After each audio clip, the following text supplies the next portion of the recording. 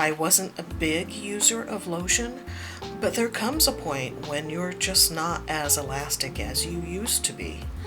The upside is now I get to use those pretty tubes and bottles I've been gifted over the years, some of which smell absolutely yummy.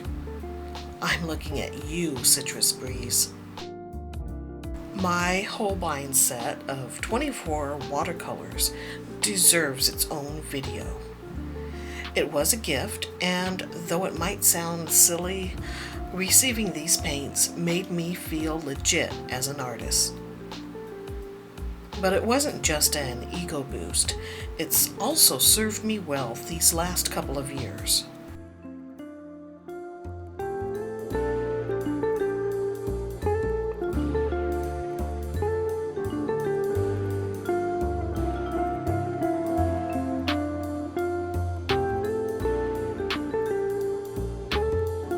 Here is a 1/2-inch wash brush from the Princeton Art and Brush Company. You can find it in one of their real value sets. That's Princeton's most affordable line. I used a half sheet of 9x12 Canson XL cold press paper for this swatching demonstration. It was tempting to pull out the ruler to lay down the guidelines, but someone's a risk taker. So freehand it was.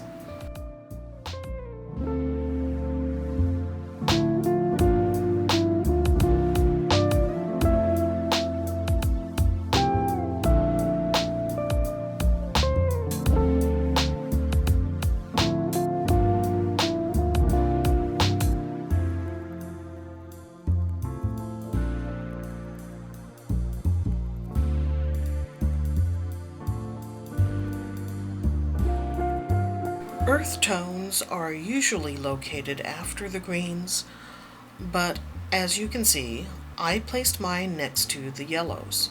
It makes sense to me, but there are people who just don't care for browns and might be put off by all of them in one place. They might be thinking dirt clumps, muddy boots, and rusty nails, whereas I'm thinking flaky pastries, caramel sauce, and chocolate truffles.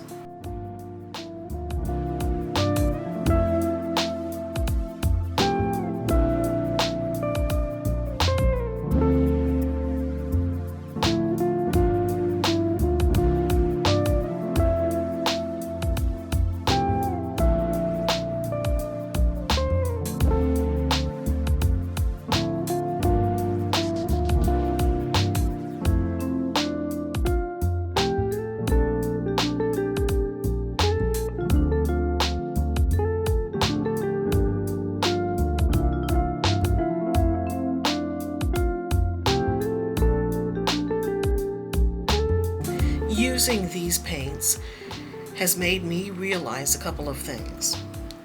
Firstly, that I like transparency. So if I get the chance to select the colors for my next palette, I will choose mainly transparent and semi-transparent paints. Secondly, single pigments are a good thing, so that will also feature in future color picking.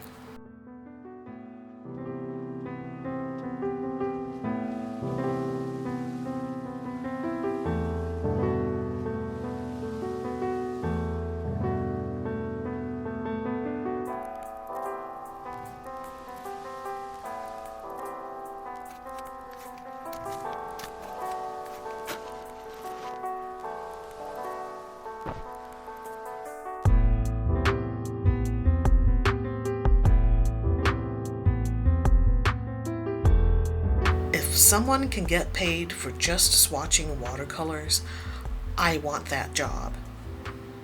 Here's a confession. I'm addicted to watercolor swatching videos. They are relaxing, even somewhat therapeutic, and I can't get enough. So it's too bad that I kind of rushed through this process. A case of nerves, maybe. Do you know how many swatching videos are out there? A lot.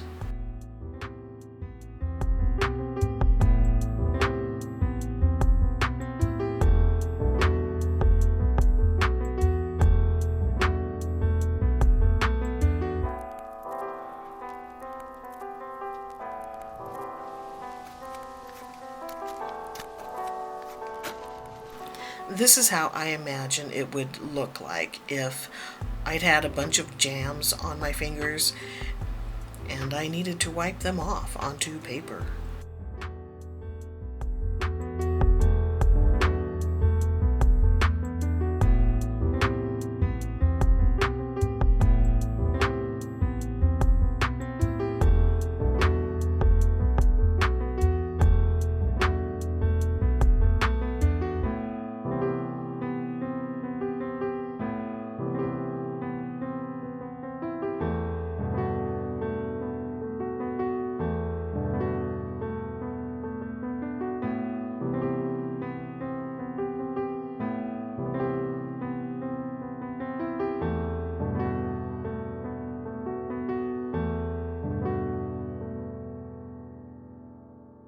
Even after discovering the joys of 100% cotton paper, I like to keep an inexpensive brand such as this Canson XL on hand.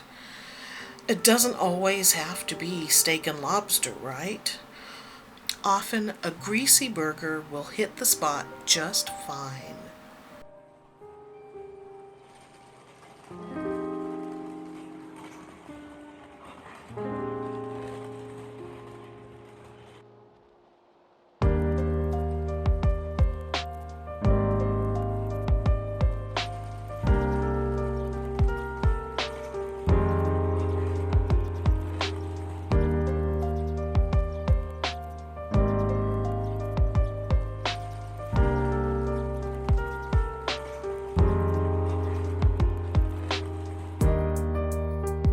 Okay, I did switch to arches for this next piece, and again I cut the 9x12 sheet in half. That was for two reasons. One, to keep the length of the video manageable, and two, to conserve supplies. What can I say? I'm currently experiencing low paper security, which is a level of transparency nobody asked for. But it's okay, since the Art Fairy will be delivering some goodies soon.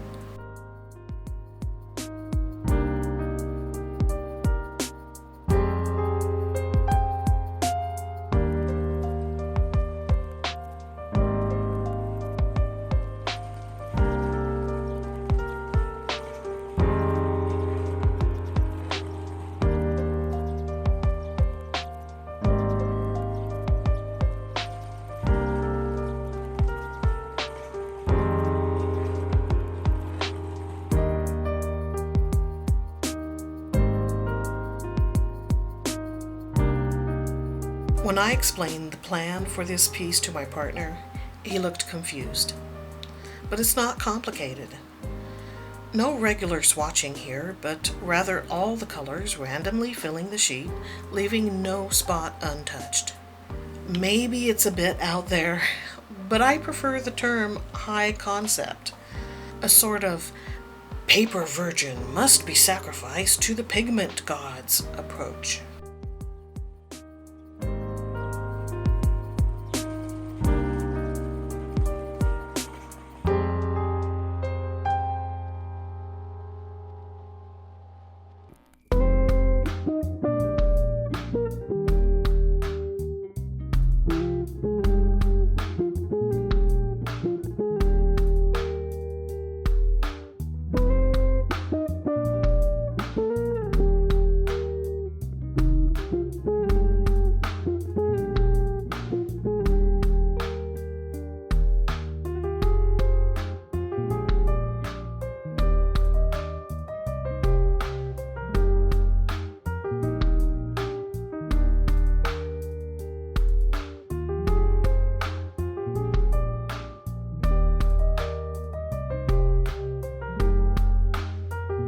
Et voila! Worthy of sitting in the Louvre, no?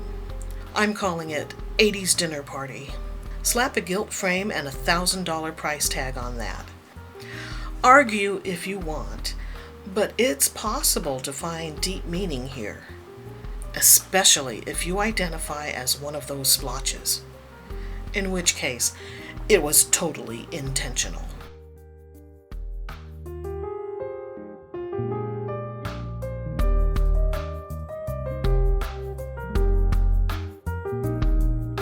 I'm happy to share this painting experience. You got a 2-for-1 this time because I'm generous that way. Until next time, stay artsy, my friends.